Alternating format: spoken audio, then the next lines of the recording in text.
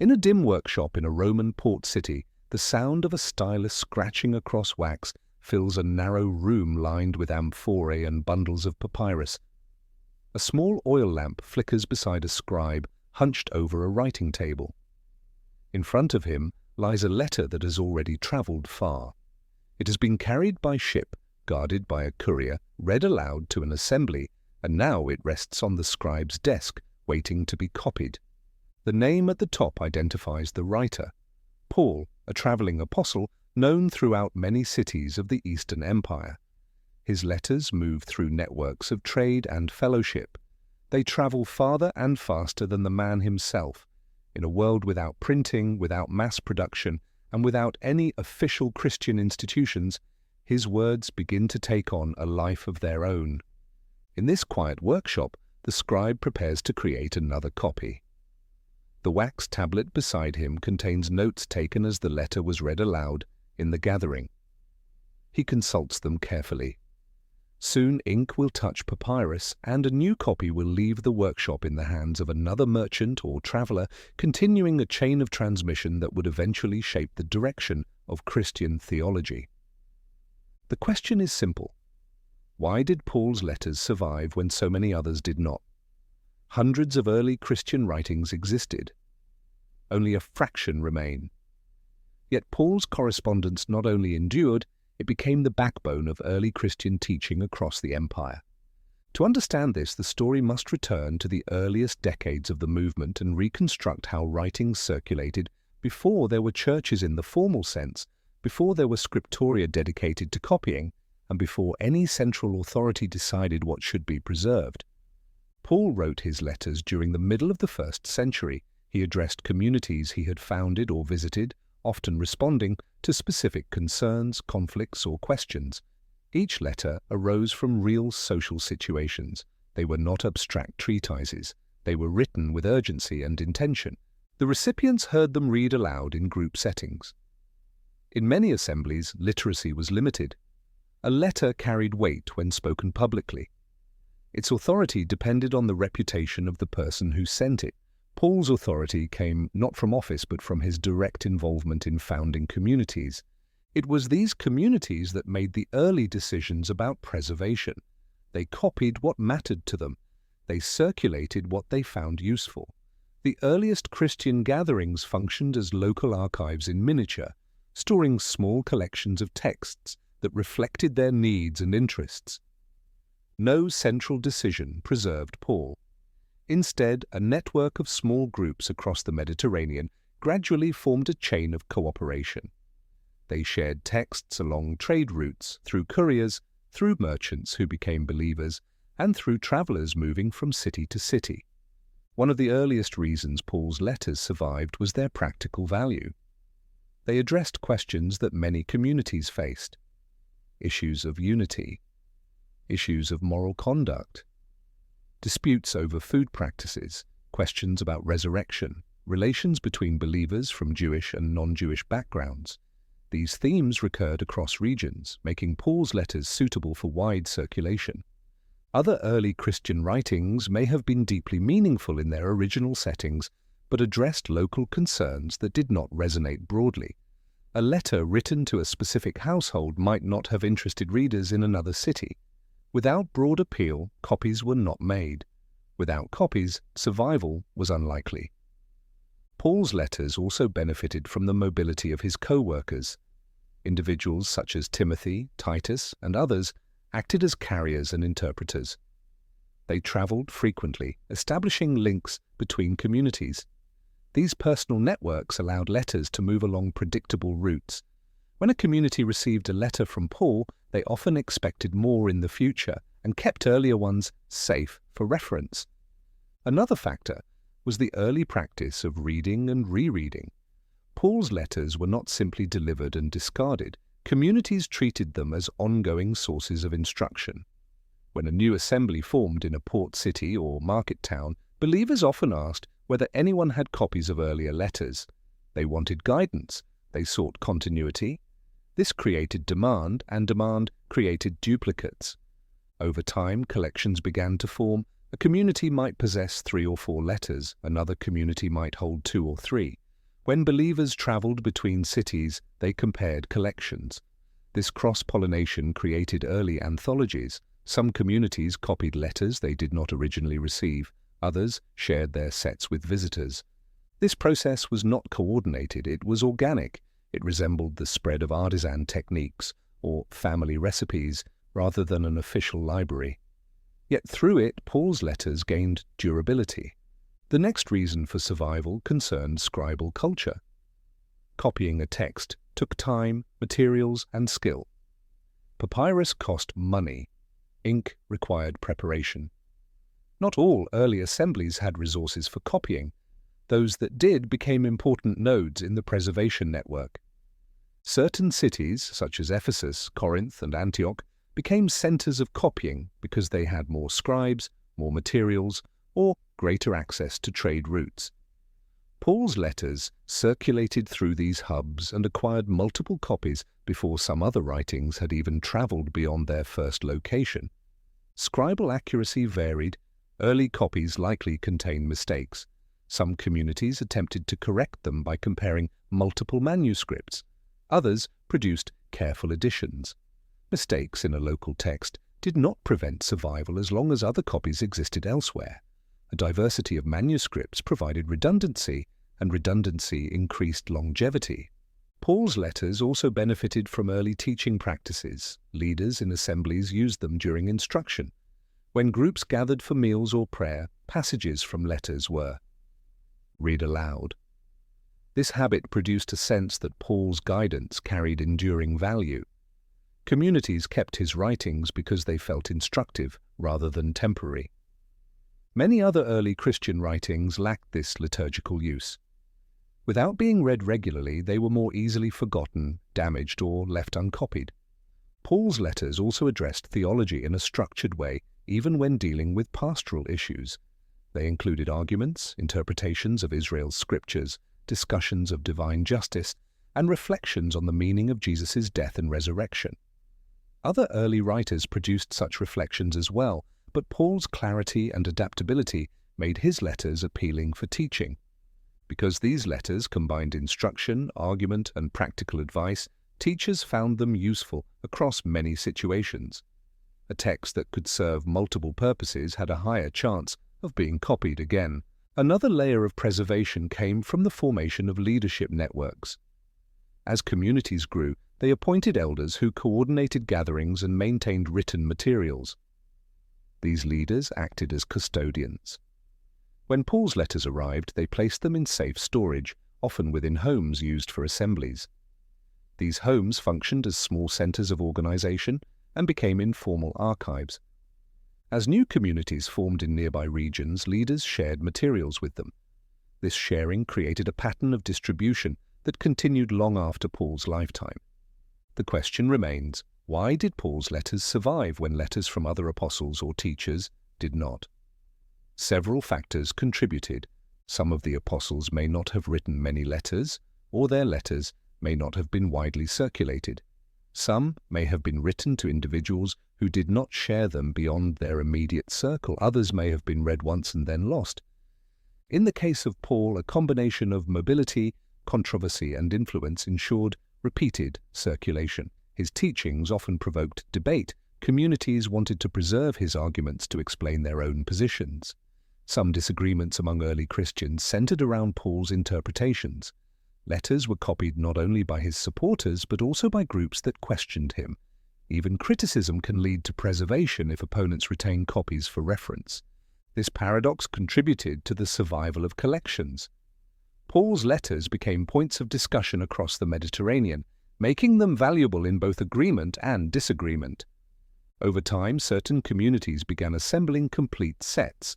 These collections varied in size. Some included 10 letters, others included fewer. As Christianity grew, these collections moved from one region to another. A community might inherit a set when traveling leaders brought copies with them. Another community might combine two smaller groups into a larger anthology. Eventually, a standard collection emerged gradually. It did not appear all at once. It formed through a long process of comparison, exchange, and mutual recognition. Why did this standard set form around Paul rather than another writer?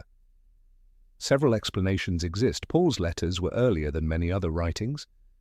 They addressed foundational issues for assemblies. They were connected to the expansion of the movement into non-Jewish regions. They provided theological frameworks that helped communities navigate cultural differences.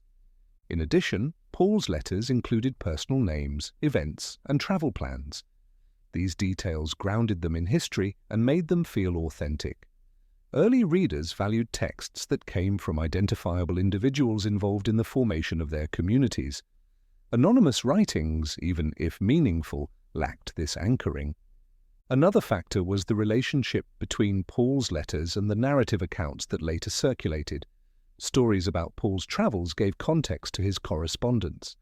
When communities heard these stories, they began to value the letters even more. They saw them as complementary pieces of a larger picture.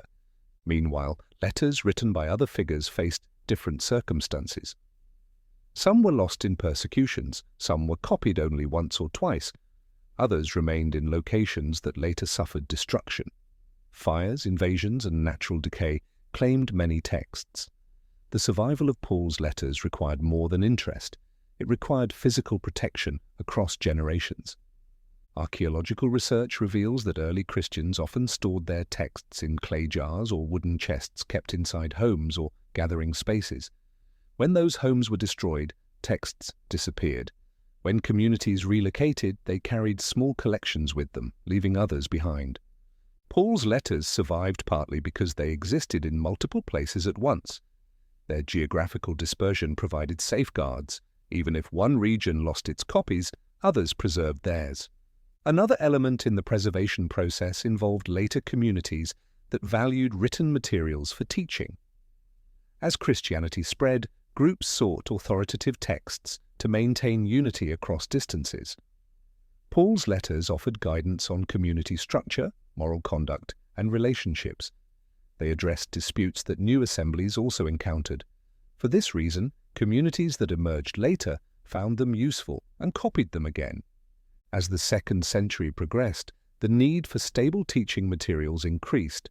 Communities spread across regions with differing cultures and languages. Leaders needed texts that could provide consistent instruction. Paul's letters fulfilled this need more effectively than many others. This demand led to increased copying. Increased copying strengthened survival. The development of scribal networks during this period also played a crucial role. Some Christian groups began training their own copyists. Others relied on professional scribes in urban centers. Some wealthier believers funded copying projects for their communities. These efforts varied, but each added new manuscripts to the growing body of Pauline letters. Scribal networks created manuscript families. A manuscript family formed when a group of communities copied from a shared source.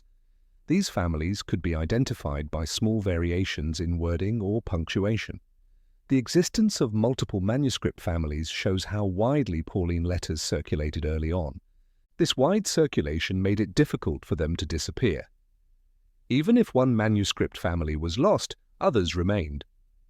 Another important factor in survival was the early practice of reading Paul alongside older Jewish scriptures.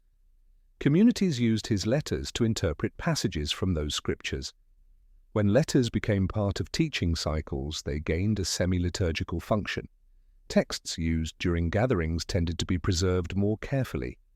Other writings without such use were more vulnerable. By the late 2nd century, the idea of a collection of authoritative writings began to take shape. No fixed list existed, but certain texts were widely known and respected. Paul's letters were among them.